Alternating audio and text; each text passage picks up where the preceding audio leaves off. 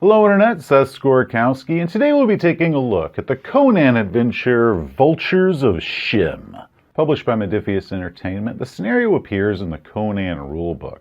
It serves as a means to introduce the world setting and the characters to one another by dropping them straight into the adventure. Because it's an introductory scenario, it can help walk game masters through the mechanics of the game and help them learn it. The module is just 20 pages long and playable in a single session, with lots of areas to add to in order to expand on the scenario or lead to further adventures. It also contains some fantastic art, and as I've said before, I am a huge sucker for good art. So what I'm going to do is I'm going to offer my criticisms and my suggestions as a game master who has successfully run this scenario. And by Crom, I'm Jack the NPC. I'm going to be giving this one to you from a player's side of things. But before we can go any further, I must warn you that there will be spoilers. So any players in the audience, please stop now. Send your game master this way to see if Vultures of Shem sounds right for your group. But if you keep watching, Crom will cast you from Valhalla and laugh at you for spoiling yourself, and no one wants that. Okay, Game Masters, let's get this started. Vultures of Shem takes place in the Desert Kingdoms. The heroes are under the employ of the Prince of Karaja, who is leading his army into Shem to help his friend, the King of Akbatana, in his war against Shumir. Confident in his victory, the prince has also brought along his bride with him, the beautiful and mysterious Stygian princess Neferet. However, the kings of Akbatana and Shumir have made a secret alliance, and as a show of solidarity have united to destroy the prince and his forces as they cross the desert. Okay, this is one hell of an info dump to start the game with. So first off, when you're explaining all of this to your players, go ahead and pull out the map. Show them every place that's on the map, kind of like I just did right then. Next, if this is going to be part of a larger campaign, or you're going to be expanding on this and this is going to lead to further adventures, go ahead and give your players just a little bit more with this. They're going to be starting off with the prince's forces, but what is it they do with the prince's forces? Are they mercenary soldiers, or are they in charge of some sort of specific area like horses, or are they more of an advisory role of some sort? Essentially, are the player characters individually here for their fighting skills or their non-fighting skills, and what was their motivation for joining the prince's army? I also used each player character's level and the command skill to determine what their rank in this army was, which would be making them privates or corporals or sergeants. Give them some sense of how many people might be under their command or in how large of units that each of them they're in, and specify what their exact jobs are in this army. Now, all of this, of course, is going to be before the opening scene of the scenario. So we haven't even started the scenario yet, but the scenario begins after the surprise attack. More specifically, after the surprise attack is done. Now, during the attack, the Shemite warriors shattered the prince's forces, many of those forces fleeing off in the desert where they're going to be picked off one at a time, or maybe, succumb to the elements and die alone. The prince and the princess's wagon was last seen after it was cut off from the rest of the forces, fleeing west, and the player characters begin the game standing in a field of this now dead and slaughtered army. Holy crap, this is a bleak opening to a scenario. Also, where's my horse? I rolled one up during character creation. Oh, well, I decided that I was going to start this adventure with all of the horses being stripped from the party, so your horse was either killed in the battle or run off at some point, but either way, you don't have it anymore. What? I named him Patches. I never even had a chance to ride him. It's at this point that the player characters actually get to meet each other as the last survivors of this slaughtered army. And like any good heroes, they'll immediately begin looting all the dead bodies. The module offers a handy chart with this, and we used it to great effect. My players had a ton of fun looting the dead. Now, any complications that are rolled during this means a party of fresh Shemite warriors is going to appear and attack the player characters. So this is probably where they're going to have their first taste of combat. Now, for the Shemite warrior stats, the module says that you should look into another section of the book and use the stats for minion guard, and then change the weapons to what they're supposed to be for the Shemite warriors. So GMs have to be looking in two places at the same time in the core book in order to run these NPCs successfully. Now, personally, I would have preferred it if they were all going to be in one place. Now, technically, yes, they are all in the same rule book, but this book is 400 pages long, so I recommend that you either copy that page in the stats, just like I did, or mark the page in the book so you can easily flip back and forth. Now, once the PCs are done looting and fighting patrols, essentially they've got three choices. They can try to follow the prince's trail, maybe rescue him and get a reward of renown and gold. They can head back half a day to an oasis and get some much-needed water and supplies. Or they can just cut their losses and leave this failed expedition behind, kind of saying, screw this to the whole adventure, and then making their way off towards civilization. Now, of course, with that last one, if they decide to wander off and leave the adventure behind, that means that they're going to have several chases and different encounters along the way by the Shemite patrols that are kind of scouring the area and picking off any survivors. And then once they do reach civilization, it might result in them being branded traitors and cowards because they returned home without the prince or the princess. Now, because the player characters in our game were low on supplies, my players decided to first head back to the oasis. They had to dodge a few Shemite patrols along the way, but eventually they made it to some ruins. Here the players encounter two types of enemy soldiers, some from Shumir and some from Ashuri. Now with the second ones, the Ashuri soldiers, those stats are located here in the book. But again, I went ahead and just copied those all onto one page with the other soldier stats. That way I could find it easily because you're going to be needing these stats throughout the course of the adventure and you don't want to keep flipping back and forth to the oasis scene in order to get them. And, I just consider flipping back and forth in the book a pain, and I try not to do it if I don't have to. Now, while this isn't in the module, I decided this oasis was going to be a good central base of operation for the two Shemite armies that are patrolling this area. So they had a big stockpile of fresh horses and supplies that were waiting there, and then the different patrols are going out, coming back, checking up, switching out horses or watering their horses and going back out again. Now, the module states that the forces that are here don't really have anything. They don't even have horns that they could contact any reinforcements once any fighting begins, but I figure, why wouldn't they? This is a decent central location. It's got water, and we're in the middle of a desert, so they should take this place over, and this should easily be a good central base of operations for them to finish wiping out the prince's forces. Now, the module does suggest and even offer the option for the player characters to play their way through this and maybe parlay with the Ashuri soldiers and negotiate passage through and out of this area. Of course, that would be at the cost of any gold or any treasures or loot or anything like that that they'd already found. Oh, the hell with that. We are going to sneak up on those bastards and slaughter them, just like they did to my friends and my dear horse Patches. Once they'd gotten supplies and water, the player characters grabbed the horses and they raced back to where the prince was last seen. Now this is going to be easy a trail for them to follow because there's a lot of bodies and lost items along the way. Once they discover the princess's litter, they're going to discover several of their former comrades, members of their own army, are now traitors, and they're looting the royal wagon, and they've got the princess's handmaiden a prisoner, and she's struggling to get away. But then it's revealed that the handmaiden is really the Princess Neferet in disguise. Bum, bum, bum. Ah, the old Phantom Menace handmaiden princess switcheroo trick. Works every time. Once again, the soldiers are going to follow the stats for Minion Guard, which is from another section of the book entirely.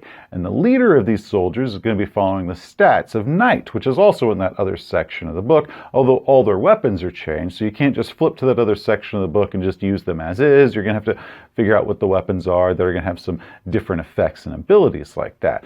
Again, I find flipping back and forth in the book a little bit annoying, especially if what's in the other part of the book isn't exactly what's in there, so I really wish this scenario had just gone ahead and put it all in one place for me. That way I didn't have to figure it all out in-game. So again, I suggest go ahead and copy all of these stats onto one easy page for you to reference, and then you can make any note as to what makes them different than what was actually in the book originally. Now, once this combat starts going badly for the bad guys, the leader of the bad guys is going to be willing to surrender, and he's going to apologize to the princess because he didn't know that she was the princess.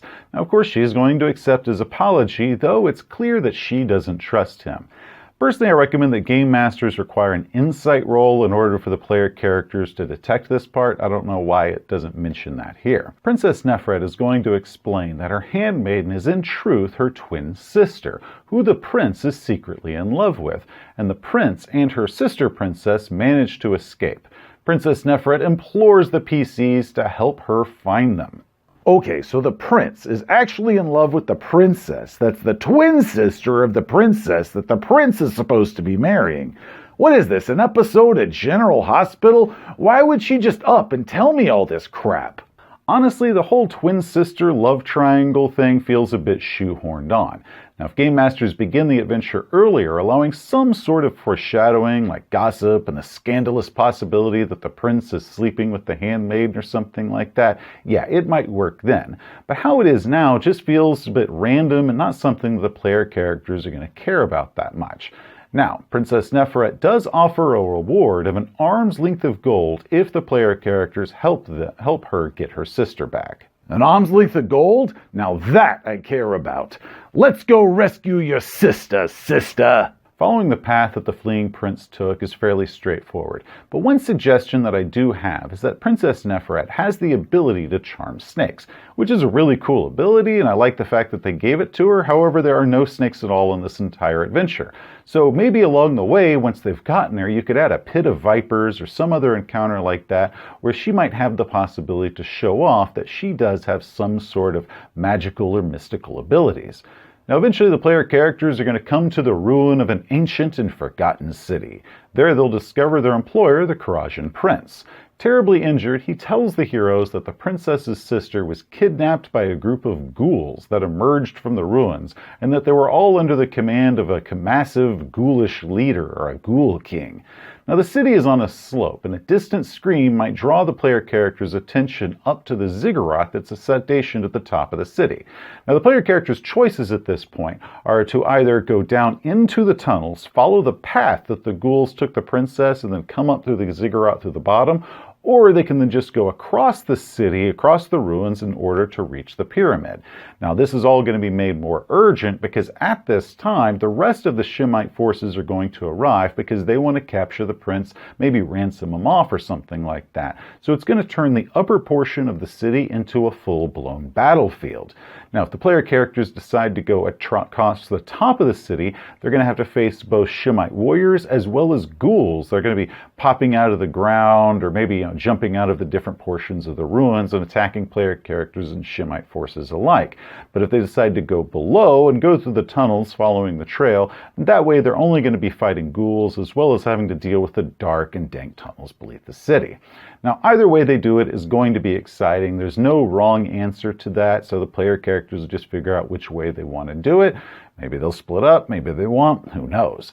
Now, Game Masters should make them use several stealth checks along the way, as well as multiple athletics and acrobatics checks in order to get over any physical obstacles that they find in order to reach the pyramid. Now, any complications they have doing all this is going to lead to different attacks and ambushes by whatever enemies happen to be in the area that they're in.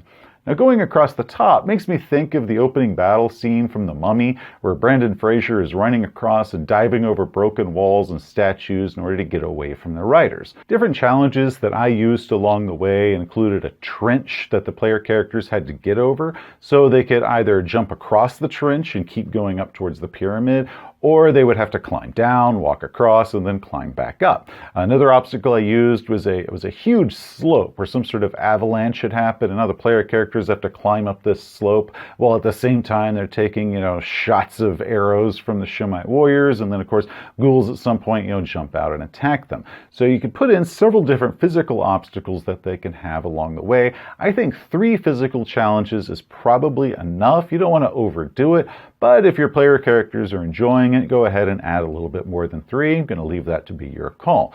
But of course, along the way, they're also going to have to be making those stealth checks and those observation checks between all of these physical obstacles, because the player characters are trying to, detect and avoid any sort of enemies that are along the way. Now, one thing that I do recommend, and one thing that I added, was a mural along a broken wall somewhere. So you can put this above or below, it doesn't matter. And that mural depicts some sort of tentacled horror coming out of a pit. And then the player characters can make a lore test, and they can then find out the clue of what sort of fate is coming up for the princess to be used as a royal blood sacrifice for some sort of horrible monster in a pit. Once the PCs reach the pyramid, they'll encounter the summoning ceremony in process, all under the watch of the Ghoul King. The ghouls need to sacrifice royal blood in order to summon their dark god. Now the map here is pretty straightforward, and wherever the PCs emerge on the map just depends on which path it was that they took to get here. The player characters are going to need to hurry if they want to stop the princess from being sacrificed and her body hurled into the pit. So the player characters are probably going to focus all of their attention on killing the Ghoul King first. Oh yeah, we took that guy out fast. No royal blood sacrifice or nasty tentacle monster is happening under our watch. If the player characters stop the princess from being sacrificed, then great. I recommend that you just go ahead and drop the Ghoul King in his place in order to fulfill the sacrifice. After all, he is a Ghoul King, therefore he's royal blood, and therefore he should work.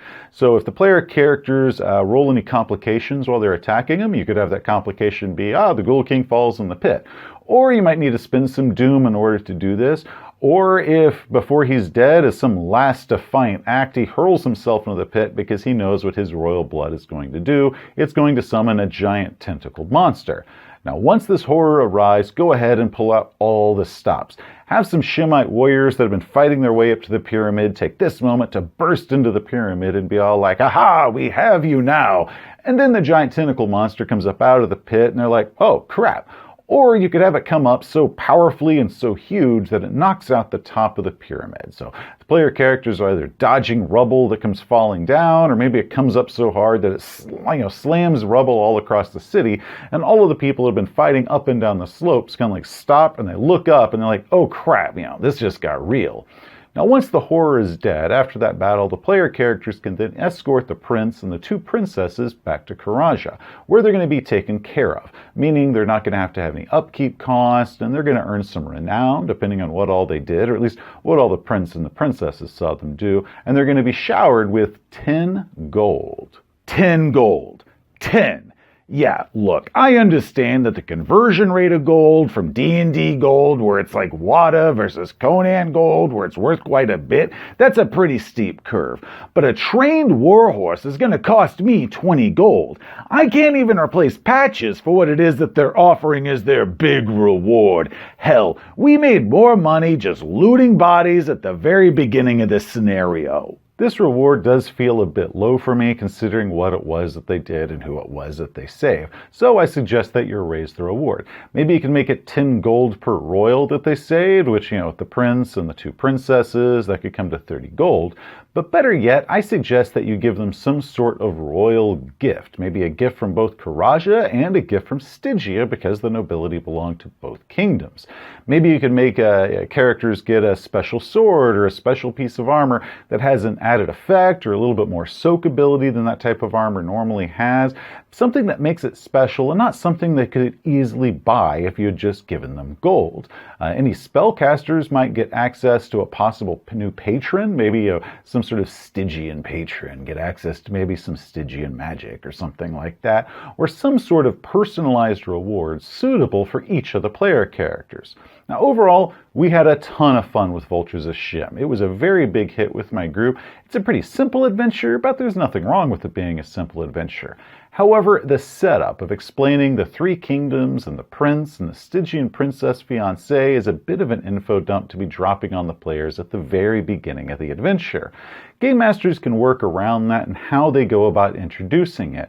Maybe downplaying parts, or just, lay down just a little bit of the back plot, or if you're going to be taking your time because this is going to be the beginning of a longer campaign, you can kind of sew this in over a little bit of time. Maybe have a smaller kind of sub-adventure right beforehand, so that way they get all the information. It's not just dumped on them all at once. Now, the same goes for the love triangle twins subplot. To me, it feels like we're going along the adventure at a good solid speed, and then we just get slammed with this bunch of NPC backstory about characters that we just met, and that can cause your players to lose a lot of interest. Now, personally, I suggest that you go ahead and keep the twin story. I like the twin story, but go ahead and drop the love triangle aspect to it, because that's where everything starts getting a little bit too busy. Maybe let the player characters figure out about the love triangle, but don't just up and hand it to them in a form of exposition. If they figure out the whole love story thing through roleplay, then that is perfect. They get to explore and discover all the little hidden layers that are going on with inside the adventure, and that is a beautiful thing.